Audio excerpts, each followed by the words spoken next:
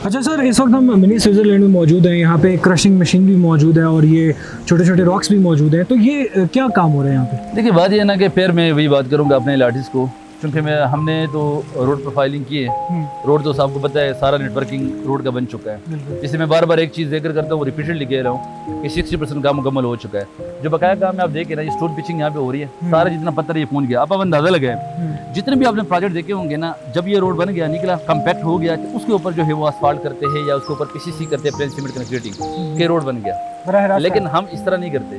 हम ये स्टोन आप देखें, ये क्रश मशीन है, ठीक है ना, ये क्रश मशीन इधर लगाई है, यहाँ पे प्रॉपर स्टोन पिचिंग होती है। फिर ये स्टोन पिचिंग जो है ना, जो हमने सब बेस तैयार किया इसके ऊपर लगेगा, ठीक है ना, फिर ये कम्पैक्ट होगा, फिर इसके ऊपर एक और लेयर लगेगी स्टोन की, फिर इसके बाद जो है इसके ऊपर जो बाकायदा सी कारपेटिंग होगी, जो पीसीसी के प्लेन सीमेंट कंक्रीटिंग। और एक और बात बता दूं, ये डेवलपमेंट का काम है। देखो डेवलपमेंट का काम, अगर आपने सिर्फ गलियां बनानी है, कारपेट करके निकलना है, तो फिर तो आसान है, एक दो महीने का काम है इस ब्लॉक को। लेकिन अगर आपने for long term long lasting काम करना है तो फिर टाइम लगता है। अब आप आए, यहाँ पे रिटेनिंग वाल बनेगा, ठीक है ना। रिटेनिंग वाल, मुझे एक बात बताया, पूरी मरी में आप बताया कि जहाँ पे रोडों में रिटेनिंग वाल, हर स्ट्रीट के साथ रिटेनिंग वाल बनाओ, क्योंकि जाहिर बात है आपने इस रोड के साल को रिटेन भी तो करना है। तो प्रॉपर हम स्टोन के साथ उनकी आरसीसी रिटेनिंग वाल देते हैं जितने भी रोड से, और उसके ऊपर आप अंदाजा लगाया, मुझे इस्लामाबाद रावलपिंडी तो छोड़े ना, मुझे कहीं पे बताया कि स्टोन पिचिंग हो, उसकी कम्पेक्शन हुई हो, और रोड़ा डालते हैं वहाँ से, आपको पता है कि दरिया से, समंदर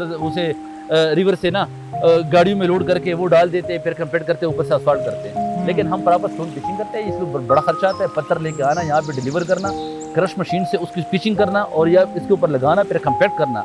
तो डेवलपमेंट का काम जो है ना, अगर आपने स्टैंडर्ड के इंटरनेशनल स्टैंडर्ड को फॉलो करना है, प्रॉपर स्टैंडर्ड के साथ करना है, तो it's take a time.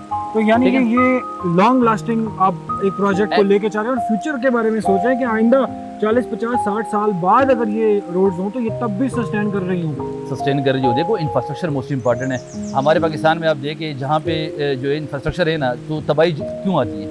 Infrastructure ठीक नहीं है। अब मैं आपको एक मिसाल देता हूँ जो बुनेर में हुआ है। बुनेर में क्या हुआ, पानी आया एकदम से, जिसे क्लड बस्ट कहते हैं, एकदम से एक मैक्सिमम अमाउंट 150 mm का पानी जो एकदम जमीन के ऊपर गिरा। अब उस पानी ने कहाँ पे तो निकलना है। अब जब ड्रेनेज सिस्टम ना हो, जब नाले ना बने हो, तो वो पानी कहाँ निकले? तो उस पानी ने तो कोई रास्ता इख्तियार करना है, उसने रुख इख्तियार किया जो है आबादी का। अगर वहाँ पे पहाड़ी इलाके से प्रॉपर ड्रेनेज सिस्टम होता तो उस पानी ने उसी में फ्लो करना था। यही बात समझिए कि नहीं? अब क्लड बस जो है पूरी दुनिया में होती है, लेकिन हमारे यहाँ इंफ्रास्ट्रक्चर नहीं है। इंफ्रास्ट्रक्चर मोस्ट इंपॉर्टेंट है।